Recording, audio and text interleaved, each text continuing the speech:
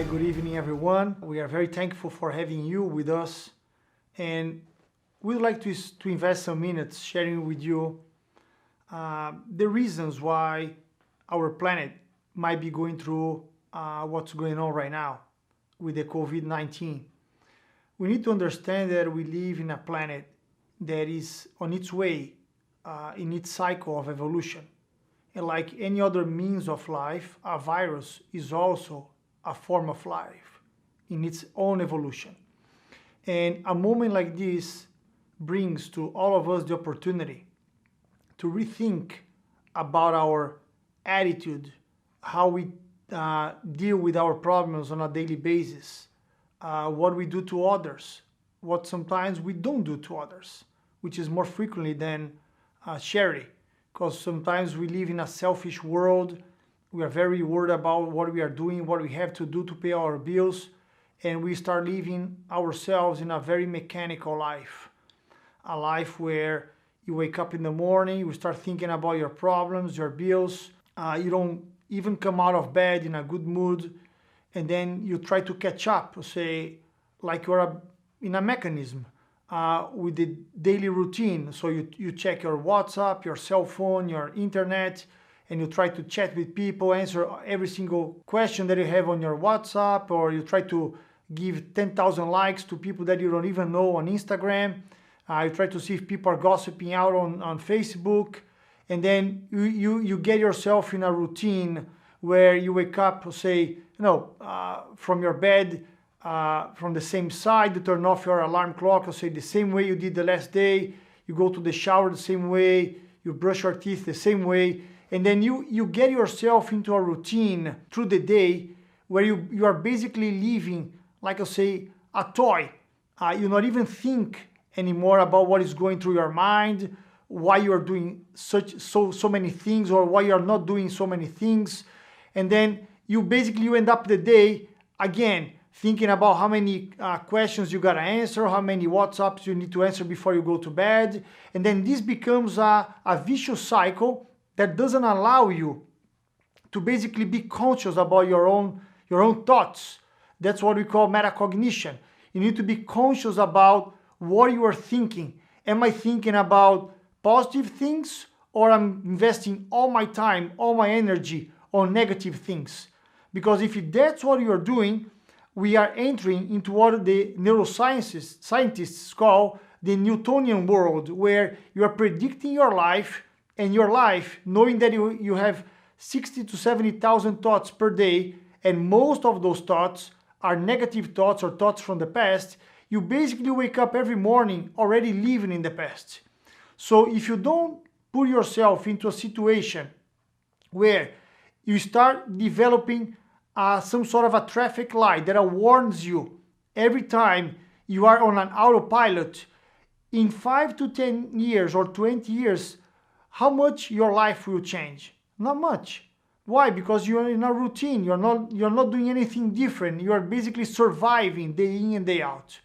So that's where meditation comes in, because that allows you to put a break on your life, to start seeing things differently. And that's when you start exercising from the way you breathe, through the way you think, new things, possibilities, uncertainty. Because it is proven by the neuroscientists that during uncertainty moments, that's when the human beings have the most of its potential developed.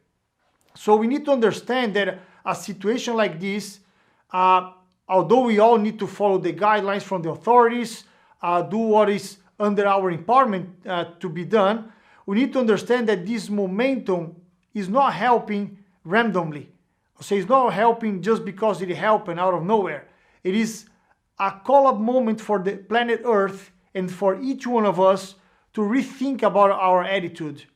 Situations like this forces everybody to think about your neighbor, your community, your state, your country, our neighbor country.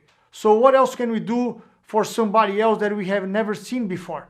I'll say, do you know everybody around you? Do you really know who lives on your street?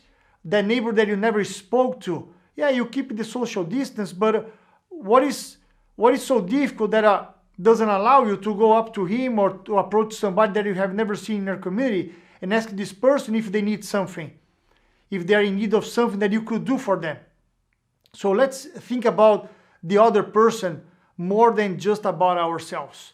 And I believe that this moment is really triggering this opportunity for the world to be a more collective world, for each one of us to emphasize what is already hidden inside all of us, which is love. And then through love, you can do way more things for people to make this a better planet. Be more conscious about everything that goes through your life daily. Do not let yourself be in a routine, a mechanical routine, because if you do that, 5 years from now, 10 years from now, you will not be too much different than what you are today. And then you're going to look backwards and say, oh, I should have changed it 10 years ago. I should have changed it 20 years ago.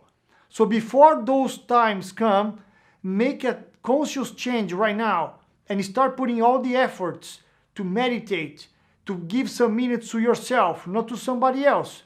Turn off your cell phone. Do not pay attention to the door. Enclose yourself in a room. You start taking a deep breath and you start asking for protection, for intuition, what I need to change on my inside so I can change the way I behave to the outer world. If we believe that our minds is what create our future, is our thoughts have a lot of things to do with the way our lives are, I'll say you need to understand that it's super important to put discipline to your thoughts.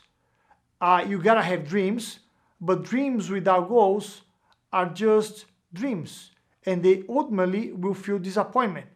So have goals, but have dreams. Wake up and say every morning, being thankful for what you have. Oh, I don't have too much, but I can rest assure you that you have a lot more than thousands or maybe millions of people. So let's be more conscious about what we have, and if we take this opportunity that this crisis is offering to each one of us to develop more charity, to be more conscious, and to think about and beyond just ourselves, there is no doubt that when we come out of this, there is no doubt that this country will survive, will pass through this as it did in many other occasions in the past. We will be way more united, we will be way more successful, and our strengths in and out will be there for everybody to see and for each one of us to take advantage of. And I hope that I could somehow help you to think different about your life and what you can do out of these times to make your life better and to help maybe other people outside your environment, outside your four walls, better as well.